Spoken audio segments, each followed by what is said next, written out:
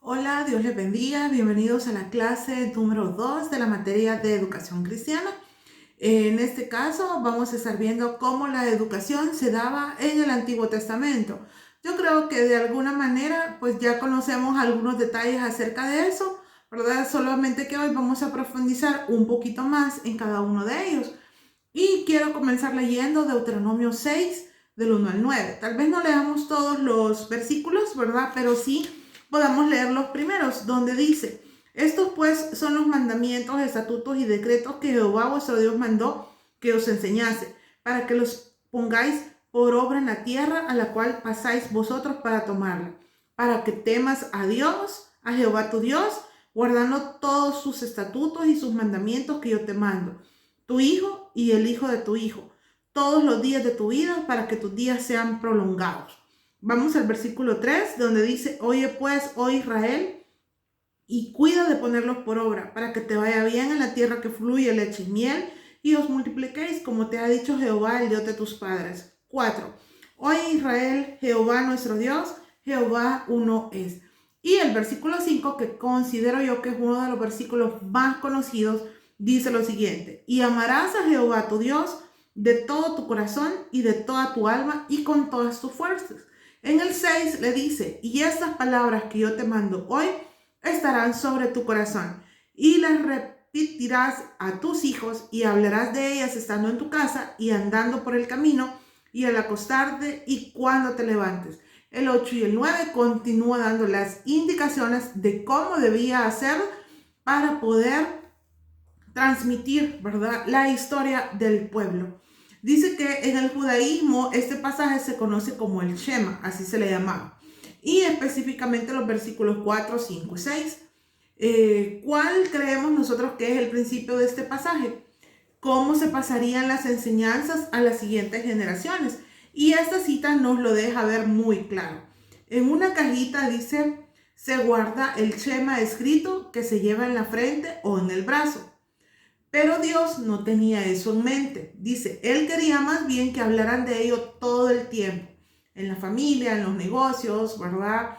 En la casa, fuera de casa, donde quiera que anduvieran, pudieran hablar acerca de Dios. Entonces, como ejemplo, podemos pensar: ¿cómo hace una familia para tomar una decisión? ¿Qué se hace? Se hace una lista, se llama a toda la familia y se le dice: mire, estos son los pros, estos son los contras que tenemos para poder tomar esta decisión. O se llama a la familia, se le pide a Dios, ¿verdad?, a través de la oración. ¿Cómo hacemos eso? Yo creo que muchas familias tenemos diferentes formas de hacerlo. Los que hemos sido criados en el Evangelio sabemos que la mayor parte de las cosas se le consultan a Dios, ¿verdad? Pero en muchas cosas o decisiones que tomamos, pues los hacemos de manera personal, ¿verdad? Algunos arrebatadamente, algunos otros muy pensadas, ¿verdad? Pero cada familia tiene su forma de hacer. Dice acá: los hábitos de la familia dejan una profunda impresión en los niños. Son formativos en la vida de los niños.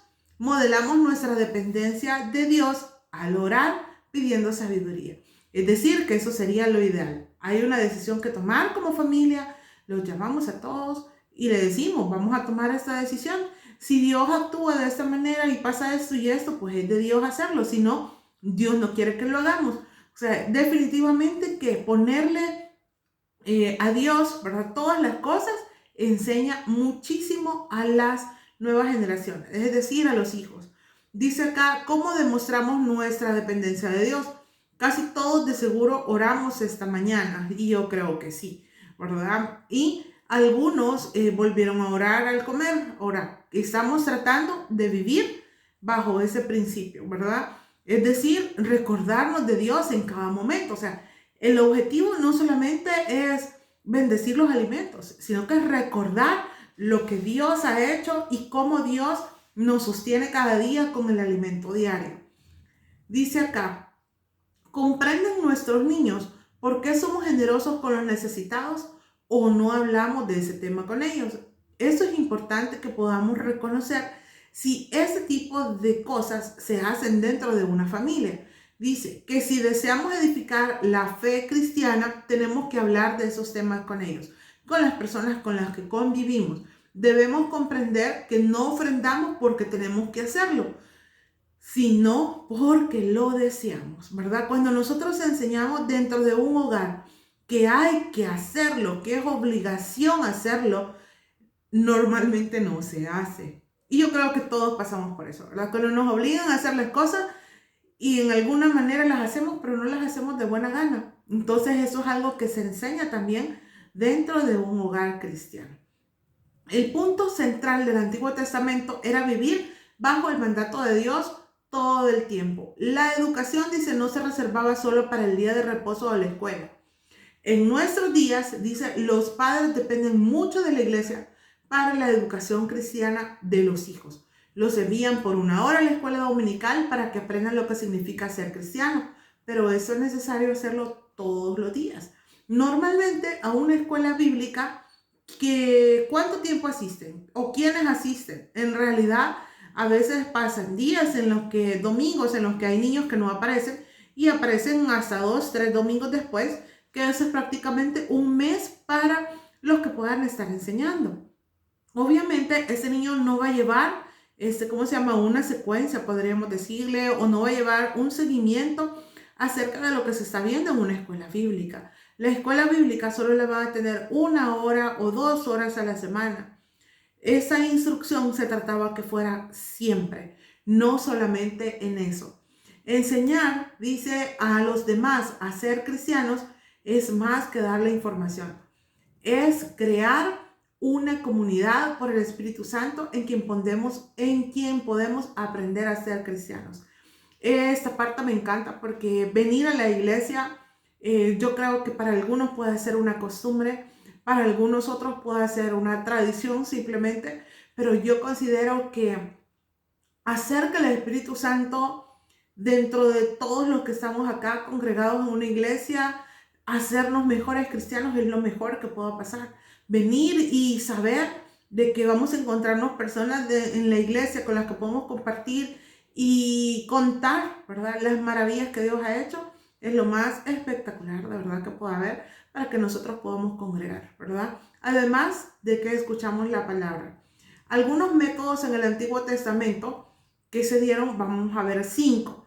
Uno de ellos, el primero, y creo que es el que normalmente nosotros conocemos, era la tradición era contar historias. Si un papá, por decirles algo, en el Antiguo Testamento había cruzado el Mar Rojo junto con Josué, ¿verdad? Y porque Josué también cruzó el Mar Rojo, ¿verdad? Entonces es importante, ¿verdad?, que ese papá, ¿verdad?, tenía que haberle contado a su hijo cómo sucedió eso, cómo fue que Dios apareció, cómo fue que Dios hizo que pudieran cruzar en seco. Entonces, eso era transmitido al hijo, el hijo al otro hijo, a su hijo, ¿verdad? Y así sucesivamente. Eso iba a ser contado de generación en generación y trataban de que fuera lo más verídico posible, ¿verdad? Viniendo de una persona que lo había vivido, que había experimentado eso, contárselo a otra y esa otra persona a otra persona. Y a medida iba pasando el tiempo, se iban agregando más historias, más momentos que contar.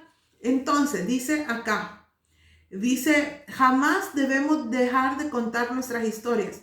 Muchos pastores, y esta parte me encanta, dice, nunca han compartido su testimonio con sus hijos acerca de su conversión a Cristo. Esa historia les puede dejar a los hijos su identidad cristiana. ¿Qué quiere decir eso? Muchas veces, ¿verdad?, algunos padres nunca le han contado a sus hijos cómo ellos le pedían a Dios por ellos, ¿verdad?, por los hijos que tienen. Ver cómo Dios hizo que ellos pudieran unirse, ¿verdad?, para poder tenerlos a ellos. O sea, contar todo ese trasfondo les puede ayudar muchísimo a las personas, más que todo a los niños, ¿verdad?, a saber que tienen un Dios que desde antes de que ellos nacieran, ¿verdad?, estaban en el pensamiento de Dios y que Dios los eligió a ellos como padres para poder hacer que ellos conozcan también de Dios. Entonces, esto es como una cadenita, ¿verdad? El contar una historia no solamente la podemos hacer como lo hacía en el Antiguo Testamento, sino que esto nos sirve como un testimonio para que otros también conozcan. ¿Quiénes otros? Nuestra familia, la generación que va delante de nosotros. Dice acá, eh, el otro de los métodos eran los altares o monumentos. Dice que se amontonaban piedras en columnas como un recordatorio de algo que había ocurrido. Allí a veces erigían un altar de sacrificio, pero lo dejaban como señal memorial. El principio aquí presentado debe ser traducida a nuestra vida. ¿Cómo edificamos el altar o monumento en nuestra vida? Y para eso quiero compartirles acá un ejemplo. Dice acá una historia. Cuando yo tenía 45 años, mi padre me visitó. Me llevó a donde vivía y trabajaba. Cuando comíamos el almuerzo dijo, te voy a contar una historia. Me contó que un día de trabajo estaba sentado a la orilla de un techo. Alguien le contó de un pastor que había muerto en la guerra. Dios de inmediato le habló y le dijo que tomara el lugar del pastor. No puedo expresarte todo lo fiel que ha sido el Señor conmigo en todos estos años. ¿Qué estaba haciendo ahí este hombre? Contándole cómo es que él había sentido el deseo en su corazón de ser pastor. Dice, no puedo expresarte todo lo fiel que ha sido el Señor conmigo en todos estos años. Le estaba diciendo y explicando por qué razón era el pastor. Le dice, hijo mío, nunca olvides de que tienes esa herencia bendita. Mi padre, dice, me regaló un monumento, un altar espiritual en ese día. No levantamos piedras en la mesa del restaurante, pero nunca lo olvidaré. Ha formado mi comprensión del llamado de Dios en mi vida. Y de eso se trata, que nuestra historia pueda impactar la vida de las nuevas generaciones y decirles, esto es lo que Dios hizo en la mía. O sea, te puedes imaginar lo que va a hacer en tu vida. Y de esta manera era como el pueblo también transmitía todo. Luego ahí tenemos una segunda historia que ustedes pueden leer. El punto número 3, ¿verdad? O el método número 3 era festivales o celebraciones. La Pascua, dice, era uno solo de los muchos festivales o celebraciones de los judíos. Ellos tenían celebraciones, ¿verdad? Que eran importantes para ellos en su nación. Ahora, ¿qué celebraciones tenemos nosotros como familia que pueden ayudar, ¿verdad?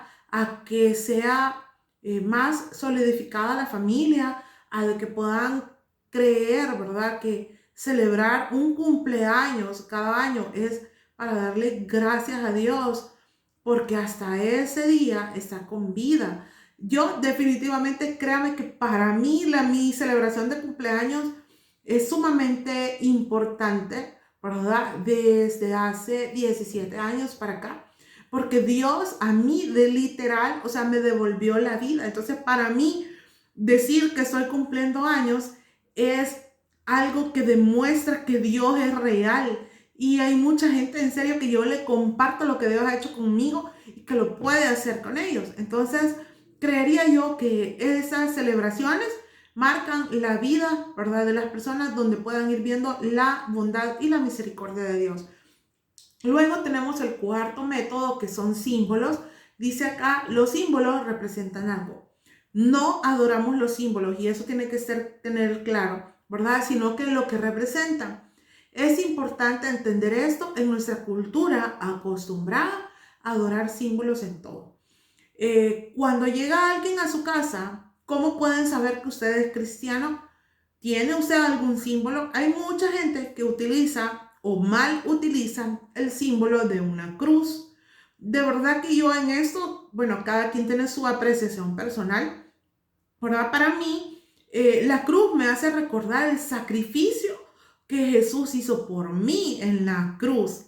Para muchas personas también dicen que la cruz es un símbolo de maldición, que la cruz es algo que le pasó a Jesús, algo malo. La verdad que cada quien decide cómo va a recibir, ¿verdad? O cómo va a enseñar también lo que significa un símbolo. Por ejemplo, si yo cuelgo, ¿verdad?, en un marco un versículo bíblico que ha impactado a lo largo de toda mi vida y que yo quiero que ese versículo sea transmitido y enseñado a mi familia, pues yo lo tengo en la pared, ¿verdad? Y decir, eso es un símbolo, ¿verdad?, de lo que Dios puede hacer conmigo. O sea, como le digo, no vamos a adorar una cruz, no vamos a adorar un cuadro con un versículo bíblico, no vamos a adorar una imagen, o sea, no podemos hacer eso. Nosotros simple y sencillamente nos tienen que recordar lo que Dios ya hizo, ¿verdad? Por nosotros y lo que Él puede llegar a hacer por nosotros. Dice, queremos que nuestros símbolos nos hablen. Sería bueno preparar, dice, estandartes o banderolas con una palabra escrita para que la gente lo valorice. Tener un cuadrito que diga amor en nuestra casa, eso nos podría dar la pauta para que alguien nos pregunte y nos diga, ¿y por qué tienen esa palabra ahí? Ah, es porque el amor de Dios, desde que vino esa familia, ha pasado esto, esto y esto. O sea, siempre un símbolo nos va a dar la pauta para hablar y glorificar el nombre de Dios. Luego tenemos el otro punto, que es la adoración. Y la adoración es la que se dio, ¿verdad? Más que todo, cuando se celebraba la Pascua. Y esta es una forma de también de enseñanza, ¿verdad? La adoración. Dice que aquí se habla de las cosas en las que consistía cada una de los elementos, ¿verdad? Que se hacían en esta celebración. Cordero, pan sin levadura, hierbas amargas, rábanos picantes. Con todo ello, los que sufrieron en sus antepasados en la Pascua y en el desierto, ¿verdad? Algunas cosas, dice, que hacemos cada domingo en el presente nos dan forma. En nuestra tradición, la parte más importante, ¿verdad?, de un servicio es la predicación. La forma en que adoramos forma nuestro encuentro con Dios. Para ellos, ¿verdad?, reconocer en la Pascua que había estado Dios con ellos en los momentos en los cuales ellos habían estado prisioneros como esclavos en Egipto, ¿verdad? Participar de la Pascua les hacía recordar a ellos y adorar a Dios por algo que Él había hecho en sus vidas. Ahora, cuando nosotros venimos y adoramos a Dios en nuestra iglesia, también forma parte de algo por lo cual nosotros aprendemos cada día, ¿verdad? Adorar a Dios es venir y volcarnos completamente hacia Él y decirle lo que nosotros sentimos, cómo nosotros lo vemos. Adorar a Dios es reconocer todo lo que Él ha hecho por nosotros y bendecir a Dios a través de nuestro canto, de nuestra adoración. Es lo mejor que nosotros podemos hacer. Dice acá, cada domingo en nuestra adoración enseñamos lo mismo. Somos formados para ella, para comprender verdaderamente el Evangelio de Jesucristo. Y acá tenemos algunos ejemplos de la transmisión de las tradiciones judaicas, ¿verdad? Una era la Pascua y aquí hay un ejemplo, ¿verdad?, que ya hablamos un poquito acerca de ello, donde cada plato tenía como un significado. Aquí hay una historia bonita que ustedes pueden leer. Luego, ¿qué pasaba dentro de la fiesta de la Pascua? ¿Qué representaba un hueso para ellos? ¿Verdad? Y también tenemos otra parte que es la historia del Éxodo, donde dice que hablamos, ¿verdad?, de cómo, ¿verdad?, Moisés, definitivamente que es como el protagonista desde un principio, pero cómo él, ¿verdad?, pudo vivir tantas cosas. Y toda esa historia, bendito sea Dios que la tenemos registrada, ¿verdad?, en la Biblia, en la palabra de Dios, y que son cosas que podemos enseñar a otros, definitivamente que sí. Y cuando nosotros aprendemos de la Biblia directamente, en nuestro caso, hoy en día, esa es la forma en cómo nosotros transmitimos, ¿verdad?, a otros la enseñanza, hablar de lo que la palabra dice. Y también se habla acá de la opresión que ellos tenían en Egipto, ¿verdad? Algunas cosas que significaban y por qué para ellos eso significaba un recordatorio de lo que Dios había hecho. Y yo creo que los que vivieron esa parte, estar esclavos y oprimidos en Egipto, lo han de haber contado de una manera probablemente llorando, porque yo creo que estar esclavo no es fácil, definitivamente. Y hacer lo que otros digan que hay que hacer, aún a costa de lo que yo deseo, eso le pasó al pueblo de Israel. Entonces ellos querían que todos al final vinieran a darse cuenta de la bendición que tenían en ese momento, ¿verdad? Donde ellos ya estaban contando la historia y no la habían vivido, pero sí contaron de cómo Dios los había rescatado. De eso se trata la enseñanza, contar cómo Dios nos ha rescatado de nosotros y saber que podemos seguir aprendiendo más de Él. Gracias por llegar hasta acá. Que Dios les bendiga. Nos vemos en la próxima.